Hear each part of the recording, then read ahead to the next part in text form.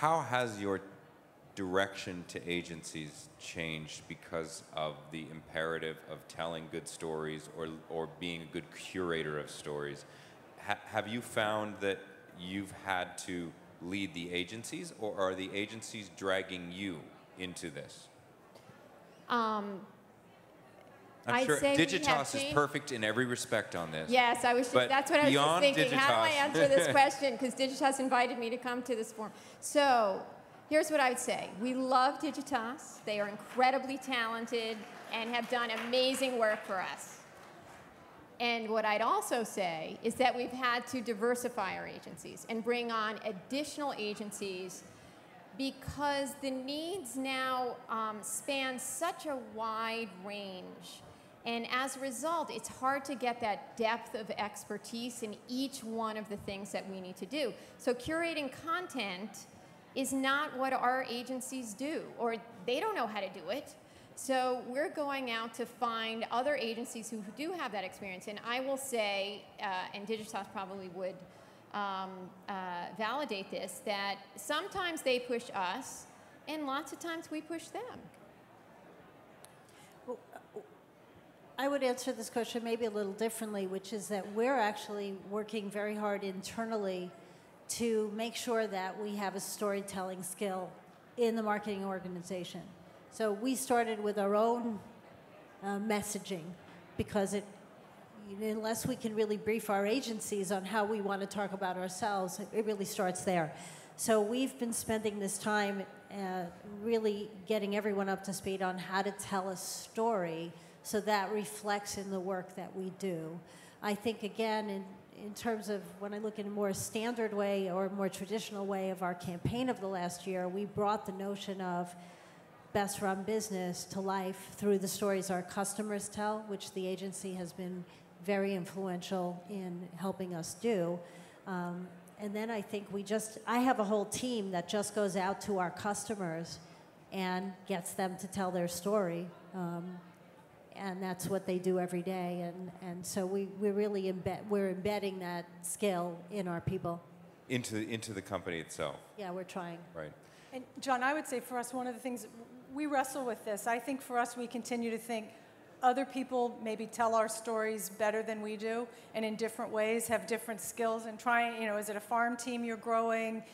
You have your own folks, sometimes from the agency. Right now we have this Tag Your Green campaign that's running, that we're doing. We have Shay Carl, who's here, who's one of our storytellers. He tells an eco-imagination story, honestly, much better than I think we would. And so to turn it over to him and his kind of YouTube following and his ability to tell a fun, compelling story is much more effective for us. And frankly, our agency, in this case, that wasn't their strong suit. They knew enough to say, hey, these guys are going to do a better job than we will. Right. And let me just build on that point. One of the things the agencies do an amazing job of is bringing us together. So they'll take the work that Beth has done, and with her permission, of course, bring it over to me and say, you should see, Digitas does this, actually brought us together physically to talk. And that's part of how this whole development is happening, is each one of us is learning from each other and then taking a little nugget and bringing it into our own strategy and making it a little bit better. And the agencies are instrumental in making that happen. So let me throw something out there, though, that I think adds a level of complication. So this word curation gets used a lot. But in the content space, the word curation also has a subset which is about sharing.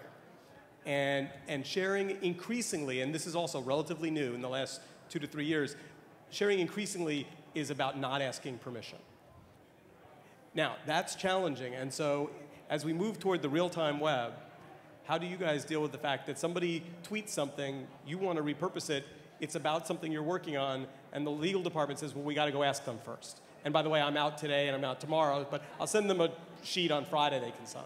And the real-time web is long. You're going to get a legal department to do something in 3 days. 3 days is pretty good.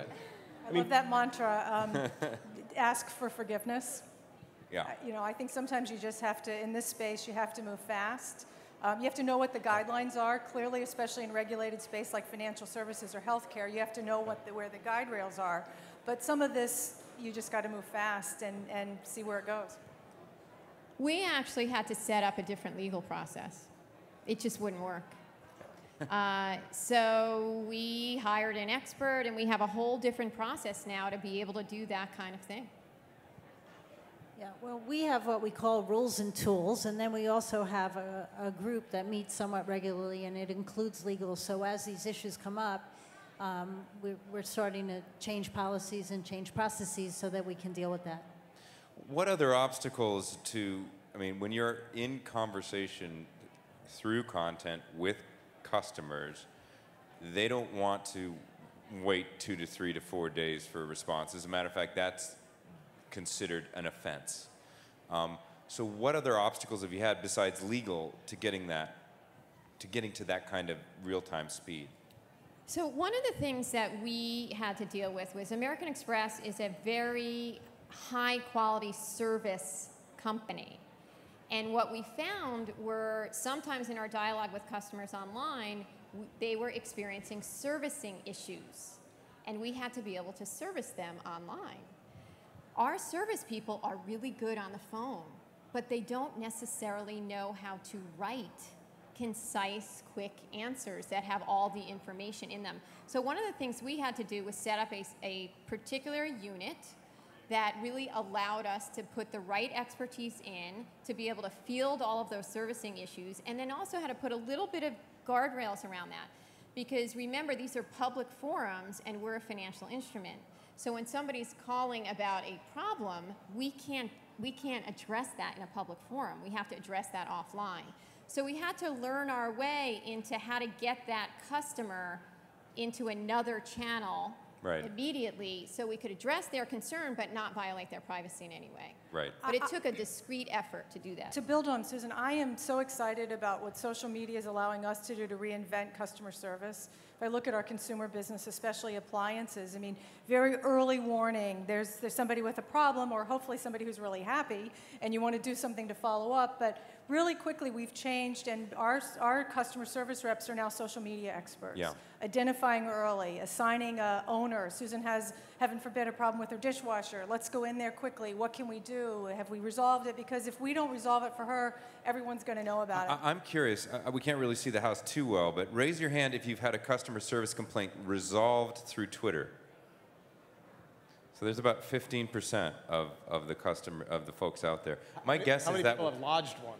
How many people have lodged one through Twitter and not gotten a response? That's about 7 or 8%. Yeah, at United, I'm talking to you. On the tarmac again, goddammit, thanks for the Wi-Fi, but you're not listening. So I have a question for you that's come from Twitter, so I don't want to be one of those people who's not listening and bringing in customer comments.